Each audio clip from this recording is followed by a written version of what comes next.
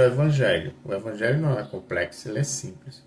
Então, com certeza o Espírito Santo de Deus ele vai decodificar esse mistério para você, te dando entendimento para que você venha enxergar a palavra de Deus com os olhos espirituais, não com os olhos carnais, mas com o entendimento, com a mente de Cristo. Então ele diz o seguinte: então, aperfeiçoou para sempre os que estão sendo santificados. Para que João Batista, ao vê-lo, disse, né? João Batista, ao ver Jesus Cristo, Jesus de Nazaré, Jesus o Nazareno, ele disse assim: eis o Cordeiro de Deus que tira o pecado do mundo. Ou seja, a missão de Jesus de Nazaré seria tirar o pecado do mundo.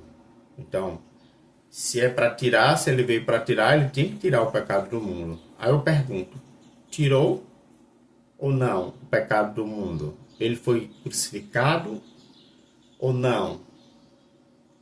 Se foi, então ele cumpriu a sua missão. A missão dele foi perfeita, ele tirou o pecado do mundo. Se não tirou, estás perdido, porque a Bíblia que tu tens diz que não há mais remissão para o pecado. Foi só um sacrifício. Ou queres que ele venha morrer de novo por ti? Outra coisa. Vamos ver aqui. Paulo também escreveu o seguinte verso: do mesmo modo, considerai-vos mortos para o pecado, mas vivos para Deus em Cristo Jesus. Está escrito em Romanos, capítulo 6, verso 11. Então, foi isso que Paulo falou. Ele disse aqui: do mesmo modo, considerai-vos mortos. Considerai-vos mortos. Se você diz que existe pecado, está ensinando que há pecado, então você não está morto. Qual o significado da morte de Jesus Cristo? Um significado muito grande, grandíssimo. Ele tirou o pecado e nos purificou para sempre. Morremos com Cristo e ressuscitamos com Ele, uma nova criatura. Então devemos andar em novidade de vida. E andar em novidade de vida é andar segundo os ensinamentos da graça de Deus. Que ensinamento é esse que diz que não somos pecadores, que somos perfeitos, que somos abençoados com toda sorte de bênçãos? Não seremos, nós já somos abençoados com toda sorte de bênçãos. Então, voltando aqui ao estudo, outra coisa, Paulo também escreveu, né? Esse verso que foi lido: do mesmo modo, considerai-vos mortos para o pecado, mas vivos para Deus em Cristo Jesus. Através do sacrifício, nós estamos vivos. Mortos para o pecado significa que não há mais pecado. Nós somos a nova criatura. Vamos ler, continuar lendo.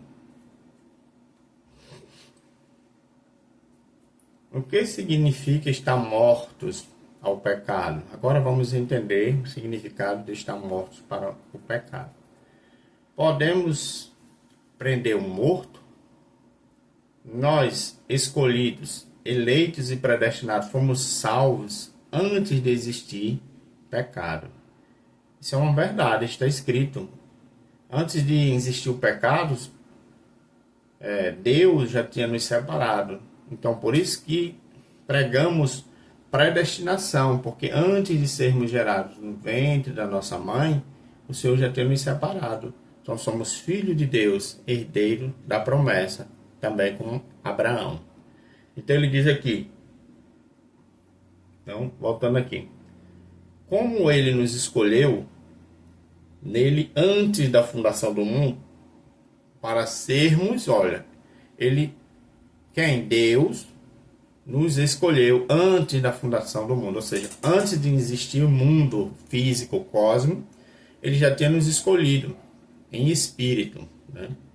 Só nos fez foi revestir de carne aqui no ventre da nossa mãe, né? Então, como ele nos escolheu nele antes da fundação do mundo, para sermos santos, olha, sermos santos e sem mancha. Eu sou santo, você é santo, sem mancha. Na presença dele em amor.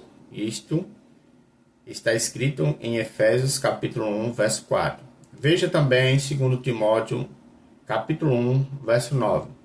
Diz o seguinte: que nos salvou, ele nos salvou e chamou com uma santa vocação, não segundo as nossas obras, mas segundo o seu próprio propósito e graça que nos foi dada em Cristo Jesus antes dos tempos dos séculos.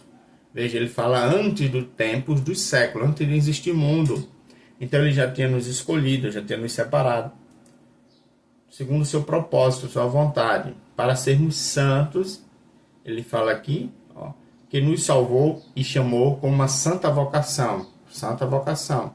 Então a nossa vocação é ser santo.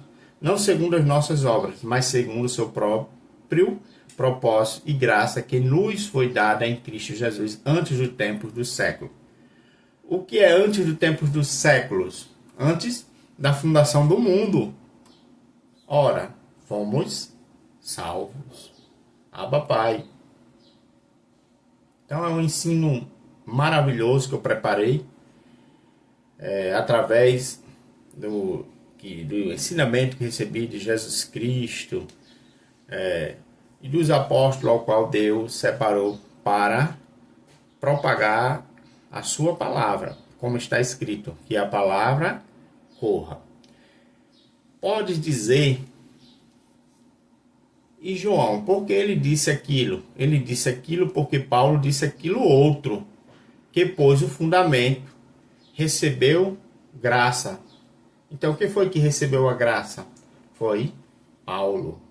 Paulo recebeu o evangelho da graça de Deus.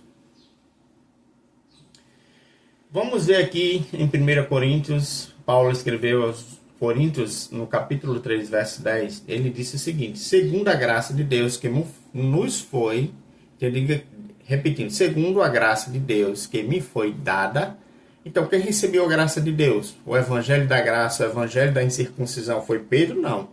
Pedro recebeu o evangelho da circuncisão, a lei. E ele recebeu uma ordem de não pregar aos gentios, de levar adiante o evangelho da circuncisão. Mas Pedro desobedeceu a Deus e continuou corrompendo, junto com os demais apóstolos, pessoas, o povo de Deus, até hoje, tem sua mente, sua casa destruída com o falso evangelho, o evangelho da circuncisão. Porque existe o evangelho hoje, o evangelho que foi dado ao apóstolo Paulo, que é o evangelho da incircuncisão, a graça de Deus. E esse ensinamento, ele diz que somos santos, perfeitos, abençoados, filhos de Deus, anjos e muito mais. Então vamos aqui, continuando. Paulo diz, segundo a graça de Deus que me foi dada a quem? Somente a Paulo foi dada a graça. Pois eu, quem pôs? Quem foi que colocou o fundamento? Paulo. Não foram os 12. Ele fala aqui, correção, não foram os 11 que colocaram fundamento. 11 ou 12 apóstolos, né? Paulo veio, foi filho depois, não foi os 12 apóstolos, mas foi Paulo, como sábio arquiteto, o fundamento. O outro edifica. Jesus viria pela segunda vez para edificar a sua igreja. Paulo fala do outro. Então o outro, o apóstolo que viria, dá continuidade ao que Paulo recebeu, ou seja, que Paulo lançou o fundamento, mas o outro edificaria a sua igreja, a igreja da graça de Deus. E já edificou sobre ele, mas veja cada um como edifica sobre ele. Temos que ver como ele edifica.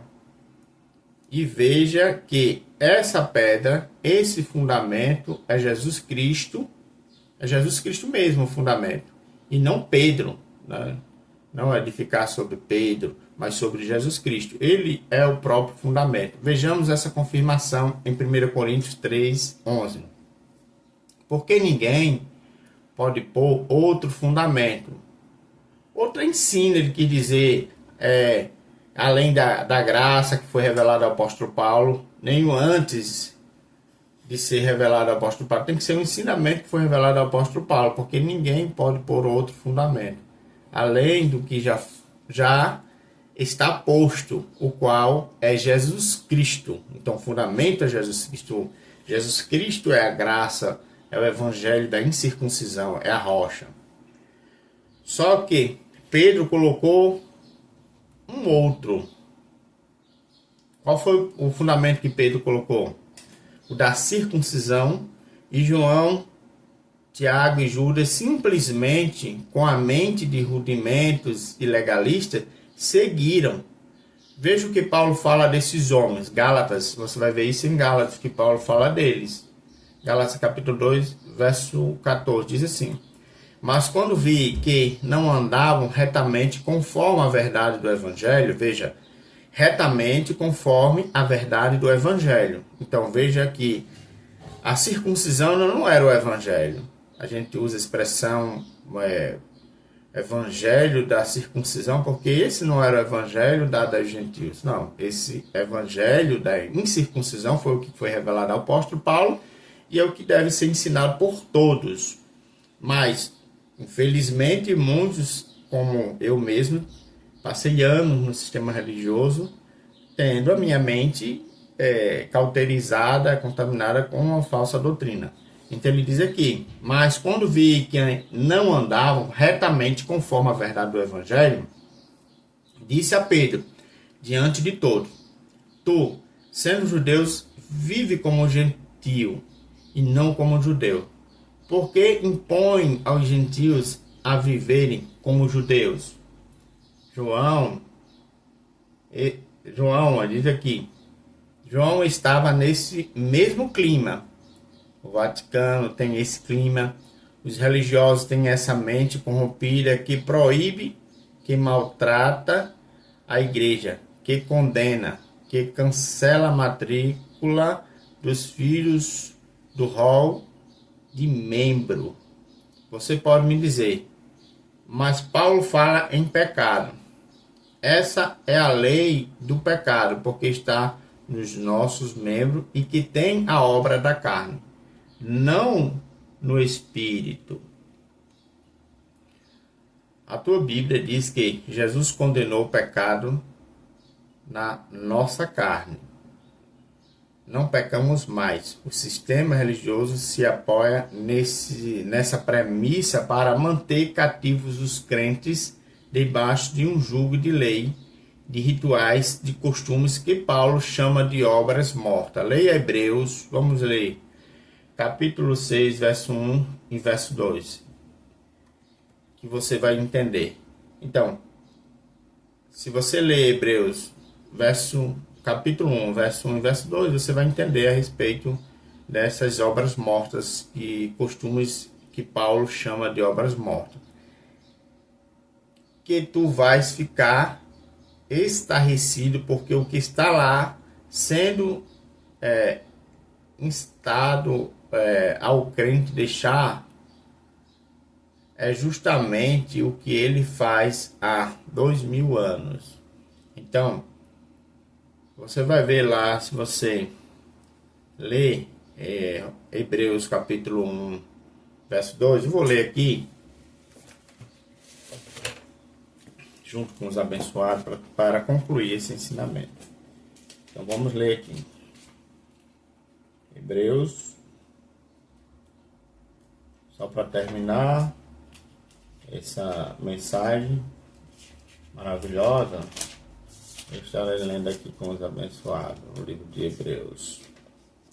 Pronto. Hebreus, capítulo 6, verso 1 a 2, diz o seguinte: por isso, deixando de lado os ensinos elementares acerca de Cristo. Que ensinos elementares são esses que ele estava se referindo no tempo dele? Veja que não é mais. Era exatamente os ensinos que a lei, que a religião, ela ensina hoje. Ritos judaicos. Então, por isso, deixando de lado os ensinos elementares acerca de Cristo, prosseguimos até a maturidade, não lançando novamente a base do arrependimento, de obras mortas e da fé em Deus. Então, da fé em Deus. Em breve eu estarei trazendo um ensinamento falando que existe a fé em Deus e a fé de Deus. Então, nós, em graça cristão, depois da cruz, recebemos a fé de Deus. Então, nós temos a fé de Deus. Não temos fé em Deus, mas temos a fé de Deus. No verso 2 diz assim: o ensino de batismo e da imposição de mãos, da ressurreição dos mortos e do juízo eterno. Então, aqui está listados coisas que não deveremos mais praticar, fazer, porque nós estamos vivendo um novo pacto, a nova aliança. Nós não estamos na sombra, nós estamos vivendo um novo pacto depois da cruz. Então é isso aí, abençoados, Abba Pai, um forte abraço a todos e espere novos estudos, espero que você participe desse projeto e faça a palavra correr. Abba Pai.